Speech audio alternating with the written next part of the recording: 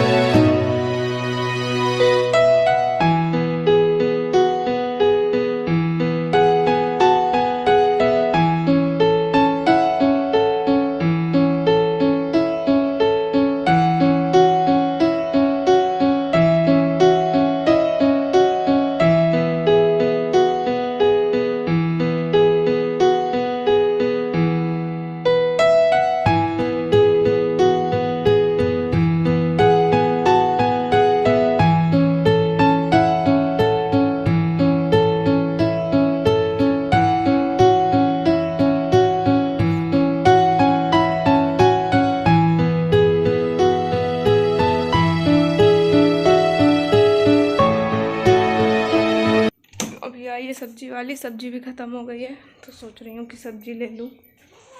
बाहर है।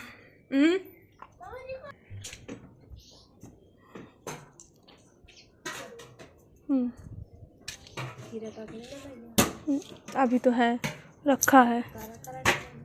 करू करेला भी रखा है। टमाटर बस ख़त्म हो गए थे।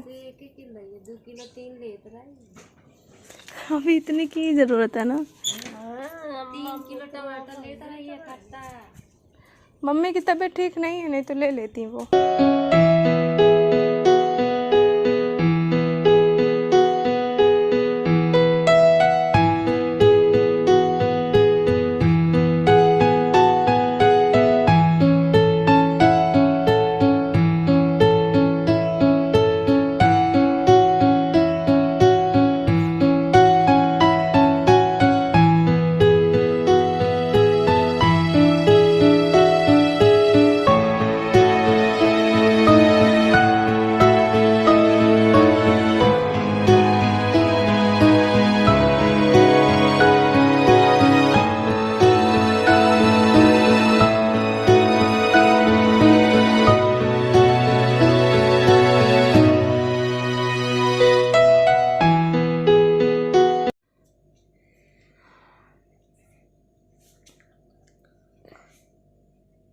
तो मेरे पास शब्द नहीं है, मैं आप लोगों को कैसे बताऊं। व्लॉग शूट करते करते जब मैं बर्तन धुल रही थी, आपने जो अभी क्लिप में देखा, तो तभी मेरे घर से कॉल आया दैट कि मेरी जो बुआ है सबसे बड़ी वाली, शी इज़ नो मोर।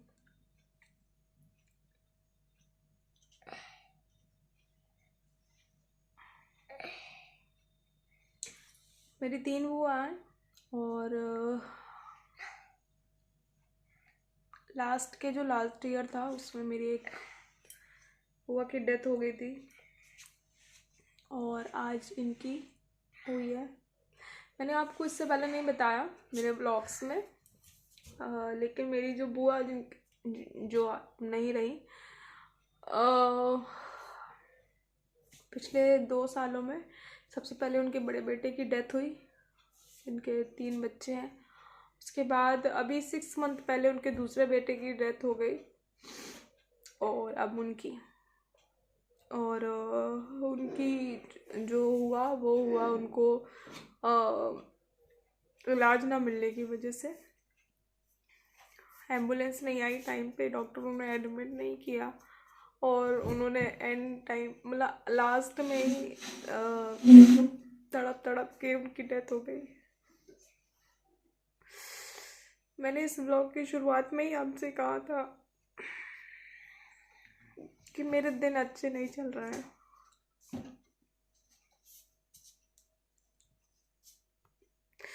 बहुत निगेटिविटी चल रही है इस टाइम लाइफ में। मैं कैसे वीडियो बनाती हूँ सिर्फ मैं जानती हूँ। अपना मन इधर उधर भटकाने के लिए मैं वीडियोस बना रही हूँ कि आरती को कंधा देने के लिए 4 लोग भी नहीं है उनके परिवार में, क्योंकि उनके हस्बैंड की डेथ बहुत पहले ही हो गई थी जब मैं बहुत छोटी थी और 2 बेटे थे, दोनों बेटों की 2 साल में डेथ हो गई। अब उनकी आरती को कंधा देने के लिए कोई नहीं था। मेरे पापा ने सब कुछ किया है। से प्रे करिए उनकी आत्मा को शांति मिले। और बहुत सारी बातें हैं जो मैं अभी आपको नहीं बता सकती। अपना ख्याल रखिए, घर पे रहिए, सुरक्षित रहिए, फैमिली का ध्यान दीजिए।